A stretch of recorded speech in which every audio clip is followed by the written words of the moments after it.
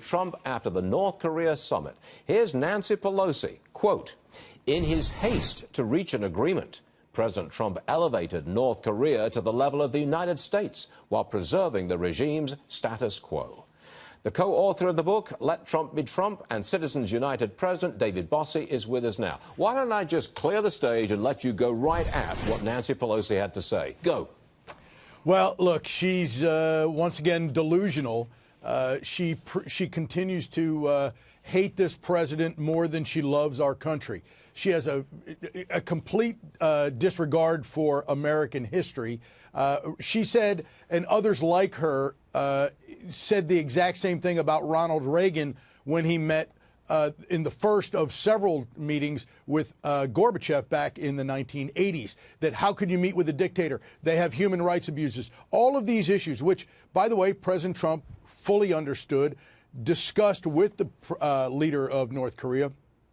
And in his press conference, he talked about Otto Warmbier and how we wouldn't have gotten to this point without Otto, and that he did not die in vain. Those are issues that are very important to this president, but the left only wants to focus on things, nitpicking things that really don't want to give any credit where credit's due. But David, it's not nitpicking when you look at North Korea's human rights record and how that was, frankly, not addressed in the agreement or in the press conference. I mean, they've still got gulags, they've still got hundreds of thousands of political prisoners. That really wasn't addressed. How about the world's human rights? How about America's human rights? How about the human rights that this president was thinking about, which were the human rights of every person across the world when he's trying to denuclearize the Korean Peninsula? That is about human rights,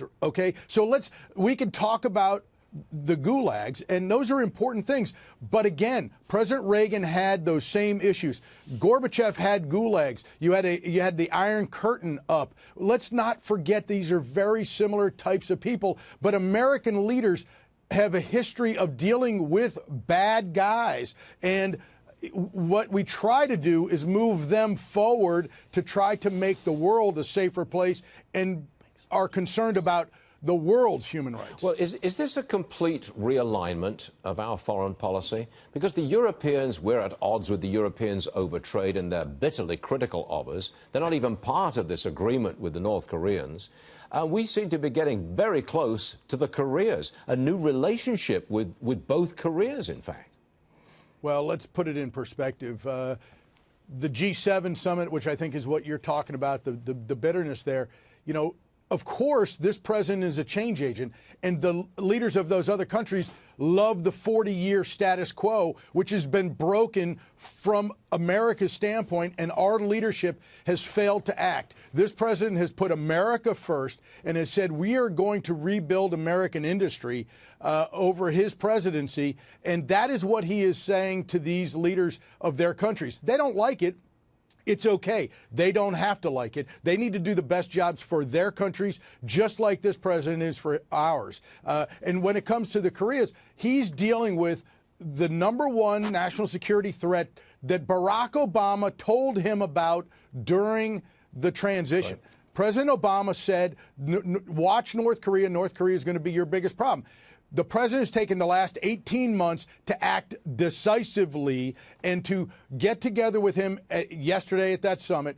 And it is the first step of many. Just like Reagan and Gorbachev, it took several meetings over many years to get together to then, several years later, have the Berlin Wall fall. So these things don't happen overnight, but the left is so delusional. They hate this president more than they love the country. I'll continue to say it because it's true. And it is the leftists like Ben Rhodes and others on other networks that just will not see reality. You know, the Berlin Wall eventually came down. I wonder if the DMZ will eventually be dismantled. We have to hope so. We'll debate that another day. David Bossie, thanks for joining us, sir. We'll see you again soon. Thanks for having me. Thank you, God bless you, and God bless America.